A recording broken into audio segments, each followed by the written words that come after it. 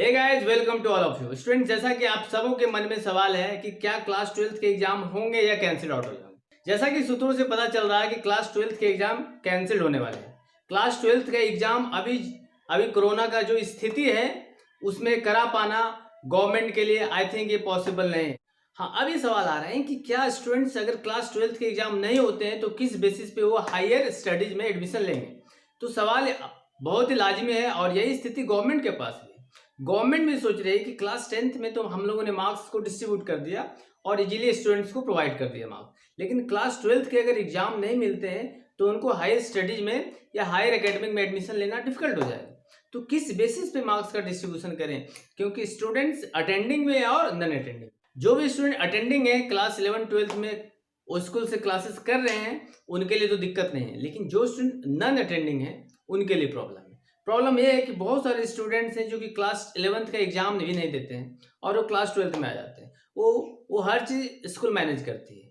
बहुत सारे student mid term का एग्जाम होता है स्कूल में, वो नहीं देते हैं। बहुत सारे स्टूडेंट्स अभी तक भाइवा नहीं दिए।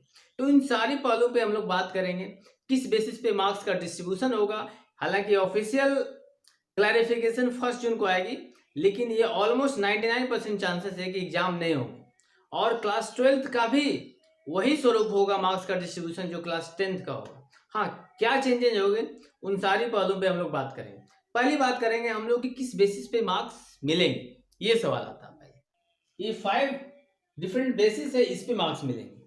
पहला जो होगा वो इंटरनल असेसमेंट होगा। इंटरनल असेसमेंट जैसा कि आप देख रहे हैं ये स्कूल के पास ये फैसिलिटीज होता है कि स्कूल स्टूडेंट्स को देख करके मार्क्स देते हैं। स्टूडेंट का परफॉर्मेंस अच्छा हो या स्कूल जो अटेंडिंग है उस बेसिस पे मार्क्स मिलता है और ये बिल्कुल ये टीचर्स के हाथ में होता है। बहुत सारे स्टूडेंट्स जिन टीचर से पढ़ते हैं ट्यूशन करते हैं उनको अच्छा मार्क्स मिलता है और जो स्टूडेंट नहीं करते हैं थोड़ा सा कम मार्क्स मिलता है। चलिए, ये तो होगी इंटरनल असेसमेंट की बात हो गई, ये स्कूल के पास है। और इसमें कितने मार्क्स मिलेंगे, तो इंटरनल असेसमेंट के बेसिस पे अगर 70 मार्क्स का क्वेश्चन है तो इसमें 15 मार्क्स इंटरनल असेसमेंट के बेसिस पे मिलेंगे। ठीक है, अब इसमें सवाल आते हैं कि बहुत सारे एग्जाम में जैसा कि आप देखोगे फिजिक्स हो, केमिस्ट्री हो, बायोलॉजी हो, इसमें 70 मार्क्स का एग्जाम होता है, बाकी 30 मार्क्स प्रैक्टिकल होते हैं। तो 70 मार्क्स में कितना मार्क्स इंटरनल असेसमेंट का होगा, कितना मार्क्स इंटरनल यूनिट टेस्ट के बेसिस पे दिए जाएंगे और कितने मार्क्स 11th के एग्जाम के बेसिस पे दिया जाएगा या उसी को हम लोग मिड टर्म बोलें। ठीक है, और कितने मार्क्स हम लोग प्री बोर्ड के एग्जाम के बेसिस पे थे। हालांकि बहुत सारे स्कूल में प्री बोर्ड का एग्जाम भी नहीं हुआ और बहुत सारे स्कूल ने प्री बोर्ड का एग्जाम लिया है, तो उस बेसिस पे मार्क्स में। लेकिन यहाँ सवाल आता है कि बहुत सारे स्कूल ने प्री बोर्ड का एग्जाम भी नहीं लिया, ये बात आती है। बहुत सारे स्कूल में भाइवा हुआ है और बहुत सारे स्कूल में भाइवा नहीं भी हुआ। मीन्स बहुत सारी चिंताएं हैं और बहुत सारी कॉम्प्लिकेशंस हैं, लेकिन किस बेसिस पे स्टूडेंट को क्लास 12th में एग्जाम, हाँ, बहुत सारे कॉम्प्लिकेशंस है कि स्टूडेंट को किस बेसिस पे मार्क्स दिए जाए।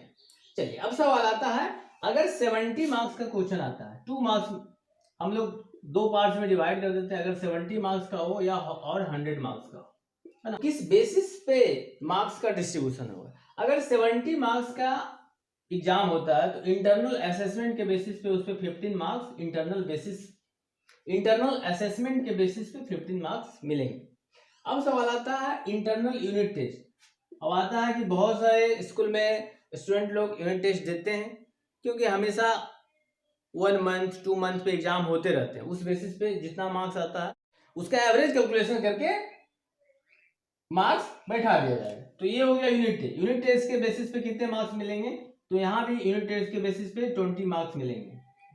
अब आती है मार्क्स इन 11th। अब 11th में किसी स्टूडेंट्स का मान लीजिए आउट ऑफ 100 में 70 मार्क्स आता है ना, तो 70% हुआ। तो उसमें भी क्या किया जाएगा कि यहाँ पर 30 मार्क्स दिया जाएगा इंटरनल, जो कि 11th में कितना मार्क्स आया उस बेसिस पे मिलेगा। हाँ, अभी सवाल आता है कि स्टूडेंट बहुत सारे 11th का एग्जाम नहीं दिए हैं तो उनको किस तरीके से एग्जाम जाएगा। तो ये स्कूल के पास अथॉरिटी है कि वो जितना मार्क्स भेज दें कि किसने 11th का एग्जाम दिया और इतना मार्क्स आया। चलिए, अब सवाल आता है प्री बोर्ड एग्जाम में। तो प्री बोर्ड एग्जाम में भी यही बात है, बहुत सारे स्कूल ने प्री बोर्ड का एग्जाम लिया, बहुत सारे ने नहीं लिया। इसमें भी। तो ओवरऑल हम कह सकते हैं ये टोटल अथॉरिटी स्कूल के पास होगी, ये स्कूल के पास फुल कैपेबिलिटी है कि स्टूडेंट को कितना मार्क्स भेज रहे हैं। क्योंकि आप जैसा कि देख रहे हैं सबका हालत खस्ता है ना, कोई भी चीज़ सही से नहीं हो पाई है। एक तो कोरोना के चलते स्कूल लेट से खुली, उसके अलावा मतलब 1 और 2 मंथ का जो ड्यूरेशन मिला उसमें बोल दिया है कि जून में एग्जाम होगा। तो जून के बेसिस पे बोला गया कि अप्रैल मई से इंटरनल असेसमेंट या मतलब उस बेसिस से प्री बोर्ड मई में लिया जाएगा या अप्रैल में लिया जाएगा। और फिर कोरोना ही आ गया, तो इस केस में दिक्कत हो गया। तो ये पूरा ये स्कूल के पास है अथॉरिटी कि कितना मार्क्स भेजती है। और जैसा कि आप देख रहे हो कि क्लास 12th में सबको बहुत अच्छा मार्क्स मिला, इवन वीक स्टूडेंट को भी 80% 85% मार्क्स मिले हैं। तो आपको घबराने की कोई जरूरत नहीं है, आपको बोर्ड में बहुत अच्छे मार्क्स मिलने वाले हैं। हाँ, एक सवाल आता है कि अगर कोई स्टूडेंट अनसेटिस्फाइड है अपने मार्क्स से तो उनके लिए एग्जाम की भी व्यवस्था होगी, वो एग्जाम दे करके उससे बेटर कर सकते हैं, है ना। तो इन बेटर कर सकते हैं। तो ओवरऑल हम कह सकते हैं ये वीक स्टूडेंट्स और अच्छे स्टूडेंट्स के लिए ये बेटर है। हालांकि स्टूडेंट्स ने अच्छी पढ़ाई भी नहीं की है, उनके पास टाइम कम था, लेकिन ओवरऑल स्टूडेंट के लिए बहुत खुशखबरी की बात है। स्टूडेंट इंजॉय करें, घर में रहें, सेफ रहें। Thank you.